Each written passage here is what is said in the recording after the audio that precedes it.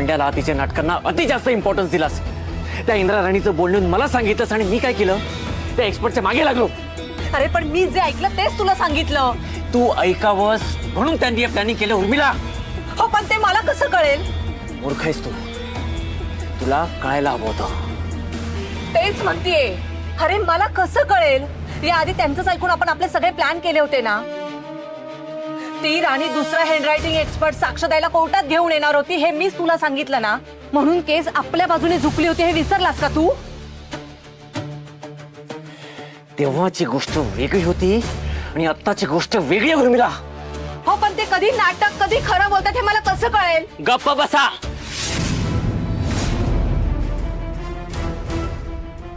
आता भांडण करून काय उपयोग आहे? मी आधीच सांगत होतो की हे सगळं थांबवा, माझं कोणीच ऐकलं नाही। विक्रांत, मी सुद्धा बोलले होते तुला, राणी जे बोलते ते करून दाखवते, उगाच विषय वाढवू नका।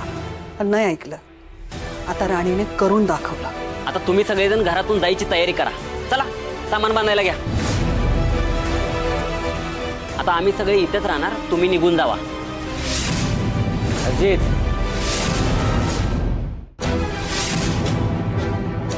अरे अजित, जास्त बोलतोयस हं? तू सुद्धा त्या राणीसारखा आमचा वैरी झालायस का? आहे का आई, या सिच्युएशन मध्ये तुला तुझ्या मुलाची काहीच काळजी नाही?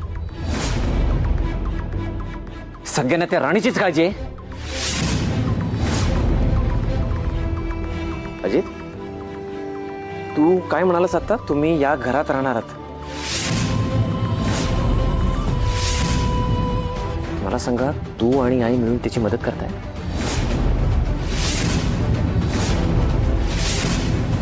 तुम्हीच करताय ना मदत? काय बोलतोय दादा? आम्ही तिला का मदत करू? आम्ही त्यांच्याशी वाईटच वागलो नाही म्हणून आम्हाला ते घरात ठेवून घेतील असं म्हणतोय मी। नाही नाही नाही नाही नाही, आत्ता माझ्या लक्षात येत आहे त्या राणीला ते फुटेज कसं काय मिळालं। हो, कारण तुझ्याशिवाय ऍक्सेस कोणाकडेच नाहीये। त्या दिवशी मी इतका ओढून बोलत होतो, कोणी दिलं, कसं गेलं असेल, काहीच बोलला नाहीस। खरं सांग, हे तूच केलंस ना? हो, मीच केलं।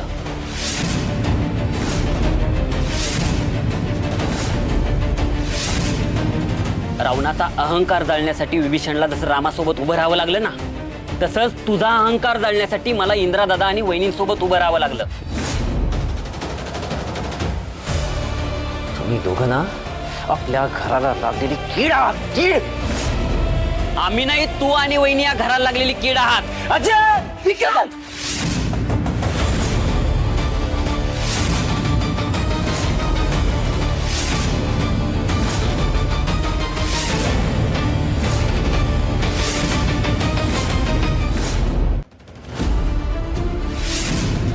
कोणाला हात लावायचा नाही हा?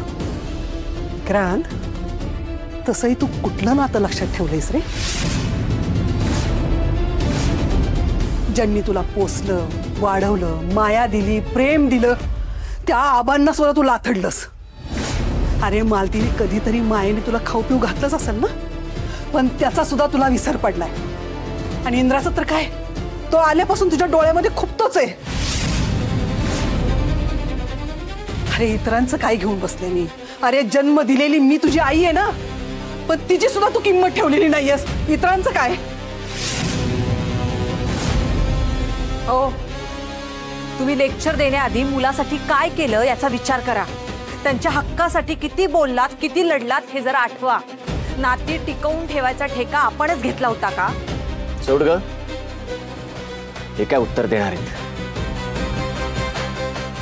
दुसऱ्यांच्या ताटाकडे बघायची सवय यांना। बस झालं, तुमच्यामुळेच ना आमच्या तुमचा घास गेलाय। शिक्षा तर तुम्हाला मिळायलाच हवी।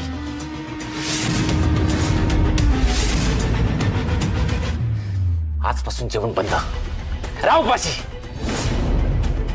आणि आई, तुझ्या लाडक्या लेकाला भूक लागली ना तरी किचन मध्ये पाऊल ठेवायचं नाही। आज उपाशी राहायचं।